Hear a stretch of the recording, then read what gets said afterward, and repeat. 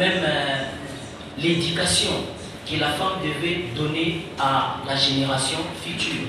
Pourquoi? Parce qu'on peut dire, c'est comme si on n'est pas sûr de nous. Une femme qui tape son enfant parce qu'il a parlé lingala. Mais elle autorise son enfant de parler les langues étrangères, ou avant d'apprendre les langues étrangères, elle devait d'abord commencer par apprendre sa langue. Donc c'est un bouleversement des choses où, si on ne se rend pas compte à plusieurs choses, peut-être notre génération sera étouffée. On sera pris où est notre origine et qu'est-ce qu'il faut faire et qu'est-ce que les anciens ont eu à faire avant. La jeunesse d'aujourd'hui, en parlant déjà par l'habillement, ils s'habillent très mal par rapport à nos générations qui ont existé avant. Donc je suis en train plus de me focaliser sur la femme d'aujourd'hui, donc la femme congolaise. Elle doit voir ses comportements, de quelle manière elle est en train d'avancer et de quelle manière les gens qui ont vécu avant et ont vécu. De comment de s'habiller, comment était leur façon de vivre, comment était leur éducation, comment était leur apprentissage sur nos foyers. Donc par là, je peux répondre sur la deuxième question. J'ai préféré ce thème de Mwasi Ndumba parce que c'est une autre façon de valoriser ma culture, de donner la force à ma langue. Parce qu'il y a des thèmes souvent qu'on donne, toujours en français, toujours en anglais, mais souvent on néglige notre source. Donc moi je veux me ressourcer sur notre tradition en fait, pour donner une valeur à notre femme congolaise.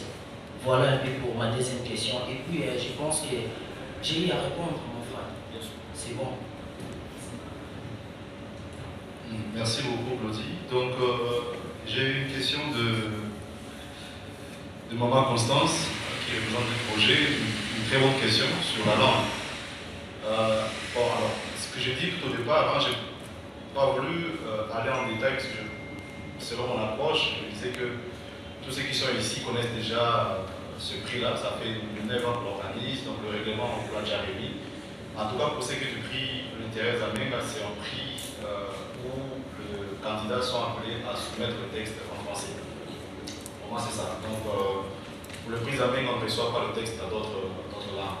La langue choisie pour ces concours, c'est la langue française. Alors, ce que fait les centres pour Wallonie-Bruxelles, Charlie a dit que je suis à l'initiative de ces concours, mais il n'y a pas que ces concours, je suis à l'initiative d'autres concours aussi, qui, lui par contre, promeut les langues congolaises. Il y a un prix que j'organise aussi, toujours dans le cadre du centre Wallonie-Bruxelles, qu'on appelle le prix Sénémongaba.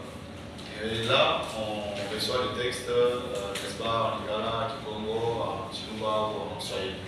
Donc voilà, c'est une question de choix. Pour le prix Thérèse Amenga, les textes sont reçus et appréciés en langue française. Ça veut dire que si vous soumettez un texte qui est mal écrit en français, le jury nécessairement va le disqualifier. Donc il faut quand même avoir la maîtrise de la langue.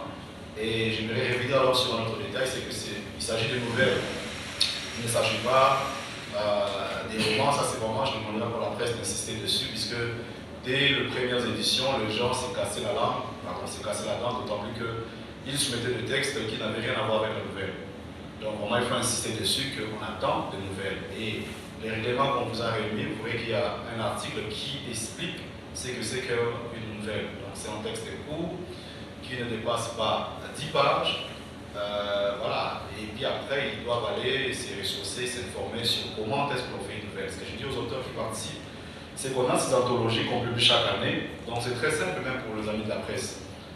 Prenez le temps de le lire, regardez le texte du gagnant, c'est-à-dire du premier, et vous verrez que ça peut vous mettre sur la bonne piste sur comment écrire une nouvelle.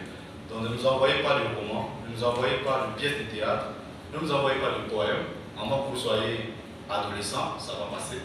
Ne nous envoyez pas des essais, ne nous envoyez pas de fables, on attend de nouvelles. Texte est court, construction dramatique, ça se termine souvent avec une chute brusque, une chute bouleversante.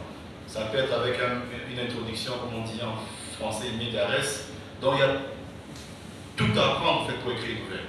Et ça, il faut insister dessus. Parce que quand ce n'est pas une nouvelle, ça nous facilite dans le jury de mettre des côtés. Donc dès que le texte est reçu et qu'on voit que c'est plus de 5000 mots, c'est disqualifié. Le texte est reçu, c'est écrit en anglais, en Congo ou d'autres langues, c'est disqualifié. Le texte est reçu, voilà, c'est un autre genre littéraire, c'est disqualifié. Ça c'est pour Maman Constance, merci beaucoup pour la question. Pour mon frère Vini de la CP, comment Zamenga P... Non, attends, excuse-moi. Mademoiselle Vini de la CP qui parle de la question de Charlie, et puis après vous avez expliqué. Alors cette question, heureusement hier j'avais reçu les amis, c'est pas une pub que j'ai fait, mais c'est un point presse. J'avais reçu les amis de l'univers qui sont passés m'interviewer sur la journée mondiale du patrimoine africain. Et on avait justement abordé cette question, le patrimoine littéraire, est-ce qu'on peut en parler? Est-ce que ça existe? Et donc j'ai insisté pour dire effectivement le patrimoine littéraire existe. Et dans ces cadres-ci, on peut à juste titre parler des Zamenga comme étant un patrimoine. Voyez-vous? Pourquoi? Parce que si l'on recourt à ces écrits, il est aujourd'hui quelqu'un qui a beaucoup contribué pour la littérature congolaise. Une des raisons qui nous avait poussé à lancer le prix littéraire Zamenga, je l'ai toujours dit, c'est parce que moi je le fais sur base d'un constat.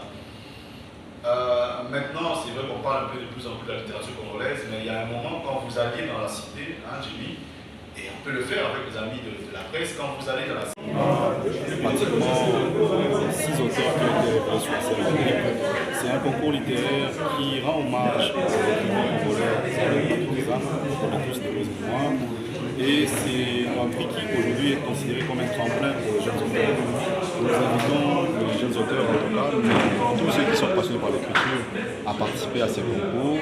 Nous l'avons lancé depuis le 3 mars pour la 7e édition.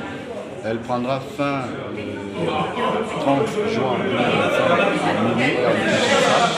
Le thème pour cette édition est paix au féminin.